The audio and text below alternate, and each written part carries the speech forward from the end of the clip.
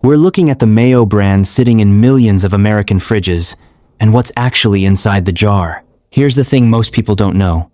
Some of these have been quietly reformulated over the years, while the label stayed almost exactly the same. Nothing here is unsafe or illegal. Every ingredient is approved and regulated. This isn't about safety. It's about the gap between what the packaging implies and what the ingredient list actually says. Some brands close that gap. Others widen it on purpose. 4 brands where the gap is wide, 3 where it isn't. Let's get into it. Number 4. Sir Kensington's Classic Mayonnaise. This is the premium option glass jar. Matte label, clean typography, a name that feels old world before you even open it. Pick it up and the weight alone tells a story. Heavier, colder, more deliberate. That feeling is doing a lot of work. The ingredient list is short. Sunflower oil, water, cage-free egg yolks, distilled vinegar, cane sugar, lemon juice concentrate, mustard seed, salt. No gums, no modified starches, no EDTA. That's genuinely a clean, well-made product. But the first ingredient, sunflower oil, is a cheap commodity crop pressed at industrial scale. Same broad family as the soybean oil in budget brands. Not a reason to avoid it, just a reason to notice premium doesn't always start with the first ingredient. Glass jars and minimal labels simply read as higher quality, even with identical contents inside. Sir Kensington's is also a fairly young brand. The old world feel is a design choice, not a real history. None of that is dishonest. It's just packaging doing its job. The real cost shows up at checkout, nearly double the price per ounce, while blind taste tests usually show a much smaller gap than the price suggests. Some of that premium is worth it. The cage-free eggs, the short ingredient list. Just don't assume the fancier jar means a fundamentally different formula. Number 3. Great value, real mayonnaise. The large white container on the bottom shelf of every Walmart. No story, no glass jar, no heritage name, just a price that makes the decision for most people before they flip it over. Worth saying up front, Great Value is the most transparent product in this whole comparison. It doesn't claim to be artisanal. It doesn't gesture at anything.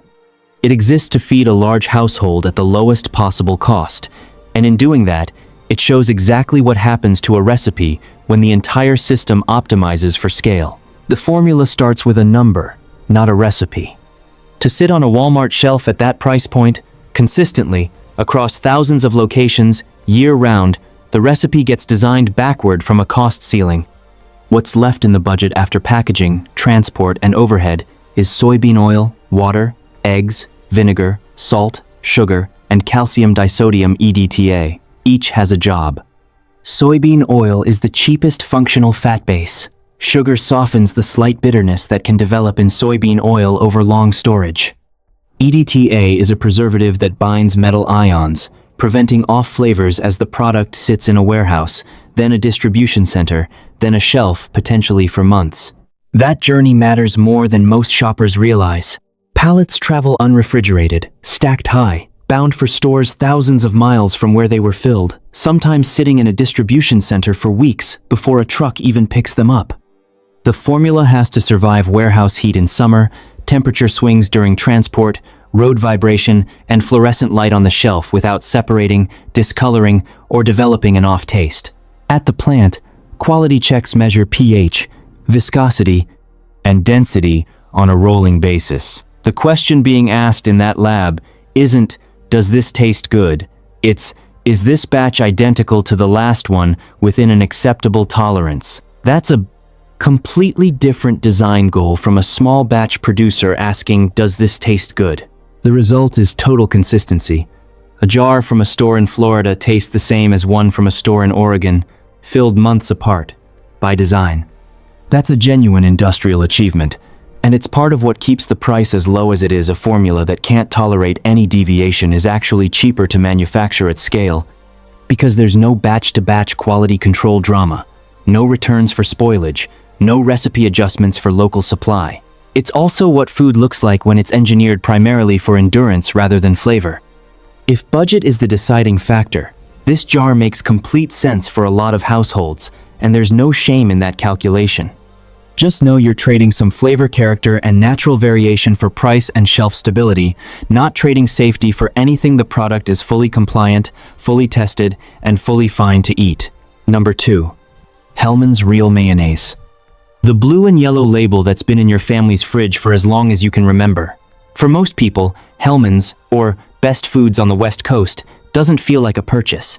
It feels like a default, a fixture beside the pickles that was always just there. That loyalty was earned. Hellmann's built its original reputation on a short, honest list. Eggs, oil, vinegar, salt. A simple emulsion that tasted like itself, because that's all it was. Here's what's on the label today. Soybean oil leads the list, then water, whole eggs and egg yolks, vinegar, salt, sugar, natural flavors, and calcium disodium EDTA. Each ingredient has a function: soybean oil for the fat base, water to extend volume, sugar to soften acidity, EDTA to prevent metallic off flavors over a long distribution chain. None of it is unusual or concerning, but together, it describes something meaningfully different from the formula that built the brand's original reputation. Soybean oil oxidizes relatively quickly once a jar is opened, meaning flavor can dull faster than most people expect over the weeks it sits in the fridge door. The sugar introduces a faint sweetness you'd never find in mayonnaise made at home from just eggs, oil, and acid. And the EDTA tells you something specific about where this product has been before it reached you. Warehouses, unrefrigerated trucks, regional distribution hubs, potentially months of fluorescent lit shelf time before it ever reached your cart. What Hellmann's has mastered over decades isn't flavor, it's consistency. Every jar, everywhere, tastes precisely the same, which is a genuinely difficult manufacturing target to hit at national scale and one the brand hits reliably. Real mayonnaise made fresh has natural variation. The yolks have character, the acid has genuine bite, it changes slightly batch to batch and has a limited shelf life, because that's what real food does. Hellmann's engineered a lot of that variability out in favor of shelf stability, and in doing so, smoothed away some of the qualities that originally made the product distinctive. When a brand has been on your table for 30 or 40 years, you're often not really evaluating the current jar you're running on the memory of an earlier one, or on your parents' memory of an even earlier one. The trust lives in the label design and the blue and yellow color scheme as much as it lives in the current formula, and that formula has been quietly revised more than once, while the packaging stayed almost the same. What you're getting today performs reliably as mayonnaise, tastes like mayonnaise, and works fine on a sandwich. It's just optimized for distance and shelf life more than it's optimized for the brightest possible flavor a fresh emulsion can deliver. Number 1. Kraft Mayonnaise Dressing with olive oil. This is the one worth sitting with longest, not because it's the worst tasting product on the list, but because of how deliberately the gap between the label and the formula is constructed, and who it's aimed at. Shoppers already trying to make a better choice. The packaging leans hard into a health story. Green and gold design, language that gestures toward Mediterranean eating, made with olive oil prominent on the front. Standing in that aisle, the reasonable assumption is that olive oil plays a real role in the product. That assumption doesn't hold up once you read the fine print. Start with what the label actually calls this product.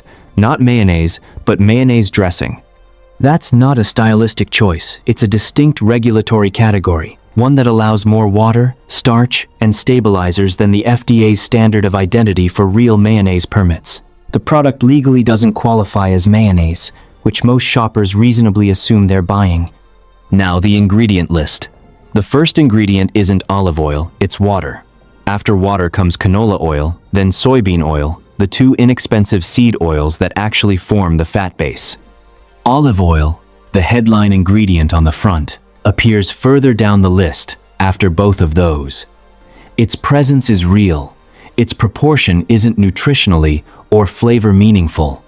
The food industry has a term for this, a characterizing ingredient present in just enough quantity to justify the front label claim and the price without materially changing the product. After the oils comes modified cornstarch. In real mayonnaise, texture comes from emulsifying fat and egg, a genuine chemical process.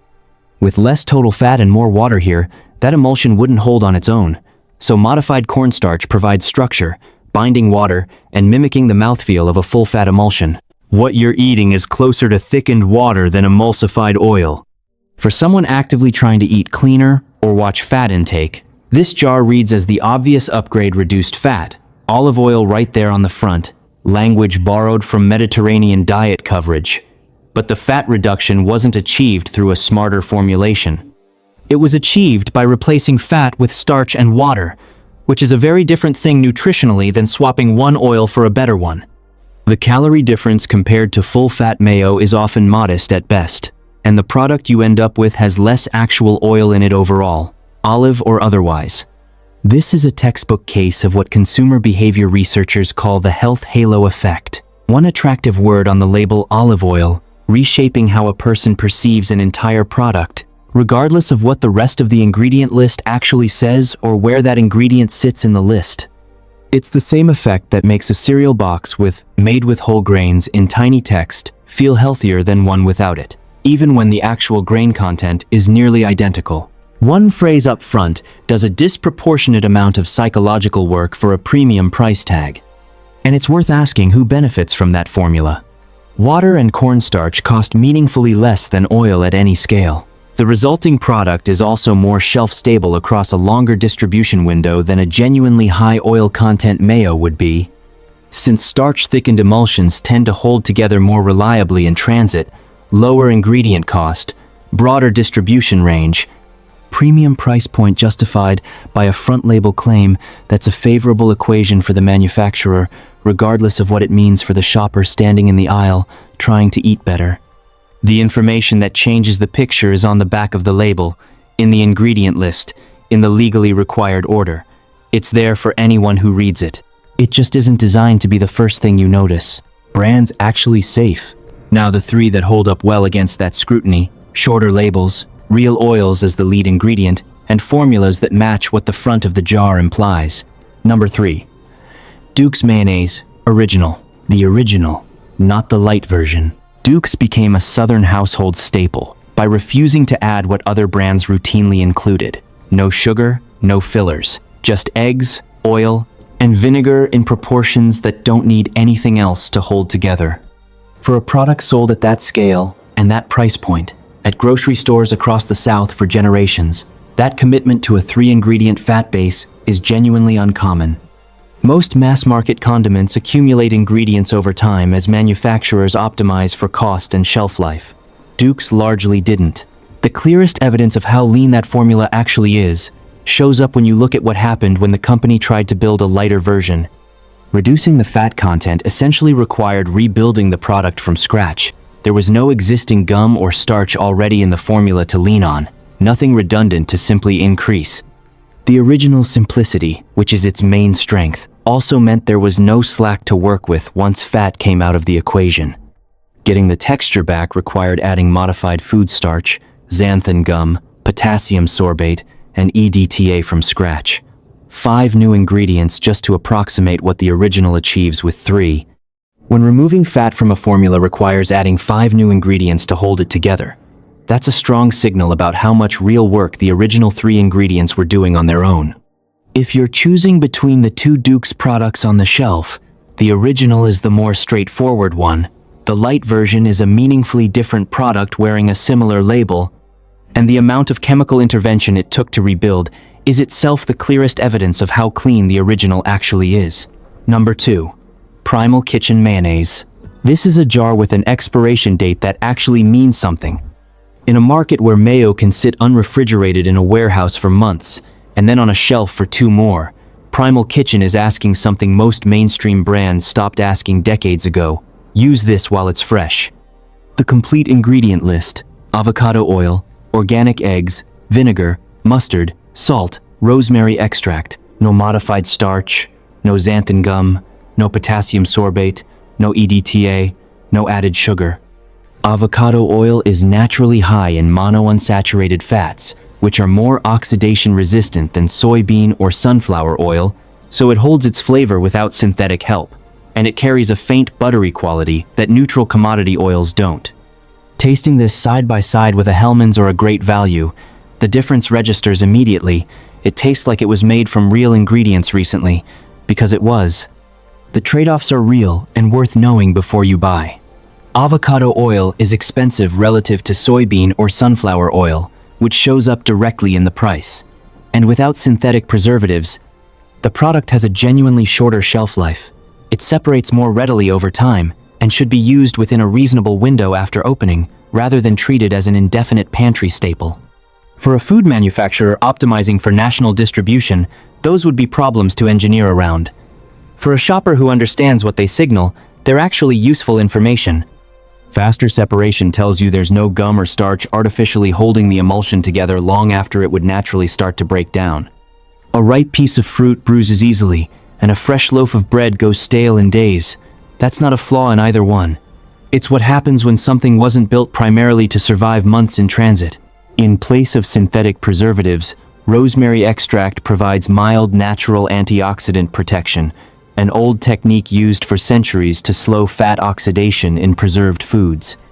It works modestly compared to a synthetic chelator like EDTA, which is fine, because this product moves through smaller batches on tighter timelines than any mainstream brand on this list.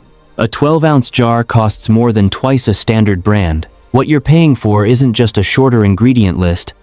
It's a formula where every decision was made in the direction of flavor rather than distribution range or shelf life targets. The shorter expiration date on this jar isn't a downside to work around. It's just an honest reflection of what's actually in it. Number 1. Chosen Foods Avocado Oil Mayonnaise. 10 years ago, a clean label avocado oil mayo existed only in the specialty section of health food stores. Small audience, premium pricing, limited reach. Today, Chosen Foods sits at eye level at Walmart, Costco, and Target, right beside Hellmann's and Kraft. That shift, clean ingredient food, competing on the same shelf, at a comparable price tier, against brands that have owned that real estate for a century, is the most notable thing about this brand. The ingredient list: avocado oil, cage-free eggs, vinegar, mustard, honey, salt, rosemary extract. No gums, no modified cornstarch, no synthetic preservatives, no water as the lead ingredient, a full-fat mayonnaise built on a straightforward emulsion. What makes Chosen Foods the strongest recommendation on this list isn't only what's in the jar, it's how a formula that clean ended up on a mainstream shelf at that price point at all. Part of the answer is the supply chain. The brand sources avocados primarily from farms in Mexico and South America, working directly with growers who cold press the oil close to where it's grown, because avocado oil begins oxidizing the moment it's pressed, and every unnecessary hour between pressing and production degrades flavor. Shorter supply chains preserve that quality. The oil arrives at production facilities in sealed drums, bypassing the reheating and solvent refining processes that a lot of industrial cooking oils go through on the way to a shelf-stable, flavor-neutral final product. That's not standard practice at national volume. It's a deliberate, more expensive, more logistically demanding decision made to keep oil quality central to the formula, instead of treating the oil as an interchangeable commodity input. In place of EDTA and potassium sorbate, the brand uses rosemary extract and citric acid natural antioxidants that do less of the heavy lifting a synthetic preservative does, which is why the shelf life is shorter, and the retail rotation runs faster than a mainstream brand's would. That faster turnover is actually part of what makes the clean formula sustainable at retail scale. The product doesn't sit for months, so it doesn't need to be built to survive months. The flavor reflects all of those choices. Lighter than conventional mayo, slightly floral, with a faint natural sweetness from the honey that doesn't read as added sugar. People who switch to it tend to describe it with words that don't usually get attached to a condiment: clean, real, straightforward. That's not a marketing line. It's roughly what you'd expect from a formula that isn't carrying the weight of a 12-month distribution window. The price is higher than Hellmann's, but it's sitting on the same shelf, not tucked behind a specialty counter or locked behind an online order, and that accessibility, clean ingredients reaching a mainstream shelf at a mainstream price point, is arguably the more interesting story here than the taste difference itself. 7 jars. One pattern running through all of them. The brands that dominate the condiment aisle didn't arrive at their formulas because those choices produce better tasting food. They arrived at them because those choices solve logistics problems that a national distribution network creates. Soybean oil is cheap and available at industrial volume from suppliers all over the Midwest. Modified cornstarch replicates the mouthfeel of an oil emulsion at a fraction of the cost of actual oil. EDTA preserves flavor through a distribution chain that can run for months between the factory and the fridge. Sugar softens the slight bitterness that develops in oil that's been sitting in a warehouse longer than a fresh product ever would. None of that makes those products unsafe to eat. Every one of them meets every applicable food safety standard. It makes them optimized for a different goal than the fresh, simple emulsion mayonnaise started out as roughly 2 centuries ago, a fat, an egg, an acid, held together by nothing but technique. That's not really a scandal. It's a system, and it's one that feeds a huge number of people affordably and consistently, safely, year-round, regardless of where they live relative to a distribution hub. But it has also slowly redefined what mayonnaise tends to mean on a store shelf, pulling the category further from a simple emulsion of real ingredients and closer to an engineered, shelf-stable spread built primarily to outlast the conditions it has to survive between factory and fridge. The olive oil on the Kraft label isn't a lie, it's a real but minor ingredient, positioned as the headline, because that's what the front of a label is for. The glass jar on the Sir Kensington's shelf isn't a deception, it's a presentation decision that the price tag treats as a quality signal, regardless of what the first ingredient in the jar actually is. The word light on the Duke's Light label is accurate. What it doesn't tell you on its own is that achieving it required more additives, not fewer. Every one of these details is on the label, in the legally required order, in small type, exactly where the FDA requires it to be. The information is there for anyone who reads it. Most people, understandably, given how grocery shopping actually works in practice, don't. Next time you're standing in that aisle, take 30 seconds not to find the prettiest jar and not to chase whichever ingredient happens to be trending as healthy that year, but to check what actually leads the ingredient list and whether the shelf life on the jar suggests a product built to be eaten fresh or one built primarily to survive a warehouse. Mayonnaise was always a fairly simple thing. A fat, an egg, something acidic, held together with a little patience and not much else. The brands that still make it close to that way are sitting on the exact same shelves as everything else, at prices that are usually higher, but not always dramatically so. Now you know which ones they are, and more importantly, you know how to check for yourself the next time a label changes and the jar doesn't tell you.